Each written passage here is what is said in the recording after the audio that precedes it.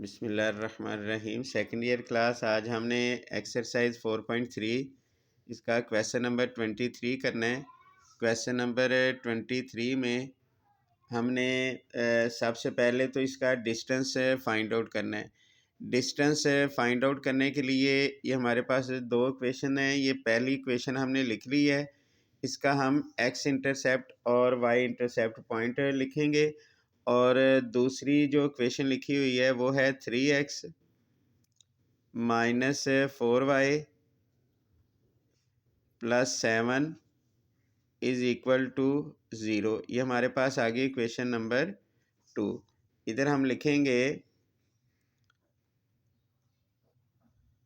For x intercept putting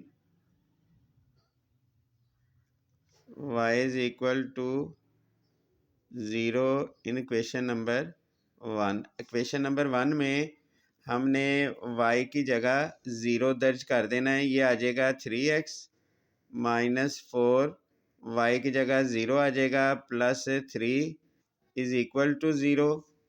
तो ये 0 हो जाना है। तो 3x इज़ इक्वल टू,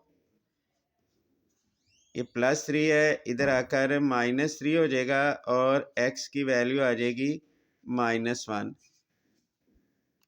ये हमारे पास x इंटरसेप्ट का जवाब आ गया। इसी तरह हम लिखेंगे for y intercept putting x is equal to 0 in equation number 1। x की जगह हम 0 दर्ज कर देंगे। 3x की जगह 0 लगाएंगे minus 4y plus 3 is equal to 0। फिर ये आ जाएगा -4y इज़ इक्वल टू +3 है, इधर आकर -3 हो गया। ये माइनस से माइनस कट जाएगा और y की वैल्यू आ जाएगी 3/4। तो हमारे पास ये आ गया 0 और 3/4। ये आ गया x y इंटरसेप्ट का आंसर। इसी तरह हम क्वेश्चन नंबर 2 में से x इंटरसेप्ट और y intercept point find out कर लेंगे। तो इस तरीके से हमने जो लाइन नंबर 2 है इसके भी x इंटरसेप्ट और y इंटरसेप्ट के जवाब निकाल लिए, पॉइंट्स निकाल लिए। अब देखें ये जो लाइन नंबर 1 है इसके पॉइंट हैं A और B। तो इधर हम लिख लेंगे the line 3x minus 4y plus 3 is equal to 0 by joining the points. The line, ये वाली दूसरी लाइन, बाय ज्वाइनिंग, अब इसके पॉइंट सी और इसको हम डी लेट कर लेते हैं। By joining C and D, ये वाले पॉइंट आ गए। अब इसमें से हमने दो चीज़ें फाइंड आउट करनी है, एक तो डिस्टेंस फाइंड आउट करना है और दूसरा स्केच द लाइंस, यानी हमने डिस्टेंस और स्केच फाइंड आउट करना है। तो पहले हम इसका डिस्टेंस फाइंड आउट कर लेते हैं। इसका डिस्टेंस, ये दो पॉइंट हैं, या तो हमने इन दो पॉइंट का इन लाइन तक का डिस्टेंस निकाल लेना है, कोई से एक पॉइंट ले लेना है, या इस लाइन का इस इक्वेशन तक का डिस्टेंस निकाल लेना है। यानी जिस जो सी लाइन का पॉइंट लेंगे उसका डिस्टेंस इसकी अपोजिट लाइन का फाइंड आउट करेंगे। ये नहीं है कि ये लाइन 1 का पॉइंट है तो इसका डिस्टेंस भी आप लाइन नंबर 1 से ले लें। ये जो हमने ए पॉइंट लिया है ये लाइन नंबर 1 है, लाइन नंबर 1 का पॉइंट है, और ये हमारे पास लाइन नंबर 2 होगी। अब इसमें ये x1 y1, x का जो कोफिशेंट है a, y का कोफिशेंट b और ये जो कांस्टेंट है c, इसकी हम वैल्यूज़ दर्ज कर देते हैं। तो a की वैल्यू है 3, ये आ जाएगा 3, और x1 की वैल्यू है -1, और उसके बाद प्लस b की वैल्यू है -4, और y1 की वैल्यू है 0 और प्लस c, यानी c हमारे पास है 7। ओवर आ जाना है a स्क्वायर, तो 3 का स्क्वायर 9 प्लस आ जाएगा b स्क्वायर -4 का स्क्वायर 16। यह आ जाना है। इसको मज़ीद सॉल्व कर लेते हैं। ये आ जाएगा -3 प्लस 7, तो -3 + 7 करेंगे तो ये आ जाएगा 4, 16 और 9 25, 25 का स्क्वायर रूट लेंगे 5, तो ये हमारे पास इसका डिस्टेंस आ गया 4/5।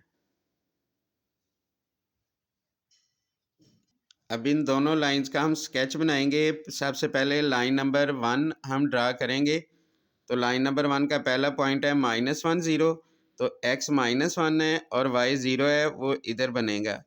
उसके बाद है 0 3/4 और दूसरा पॉइंट है 0 और 3/4। 3 को जब हम 4 पे डिवाइड करेंगे ये आएगा 0.75, तकरीबन ये इधर बन जाएगा। ये पॉइंट ए हो गया, ये पॉइंट हमारे पास बी हो गया। इन दोनों को हम ज्वाइन कर देंगे। उसके बाद ये हमने इसको ज्वाइन कर लिया, फिर हम सी लगाएंगे। ये 7 को 3 पे डिवाइड करेंगे, -2.3 1 2 तकरीबन यहाँ आ जाएगा 2.3। ये हमारे पास पॉइंट आ जाएगा सी, और डी पॉइंट है 0 7/4। 7 को 4 पे डिवाइड करेंगे तो ये पॉइंट हमारे पास डी आ गया। इन दोनों को हमने ज्वाइन कर दिया तो ये हमारे पास दोनों लाइंस का स्केच आ गया। उसके बाद लास्ट पे लिखा हुआ है आल्सो फाइंड एन इक्वेशन, एक ऐसी इक्वेशन निकालें ऑफ द पैरेलल लाइंस जो इनके पैरेलल हो and mid way between them, और इनके मिड वे पे हो यानी बिल्कुल दरमियान में हो।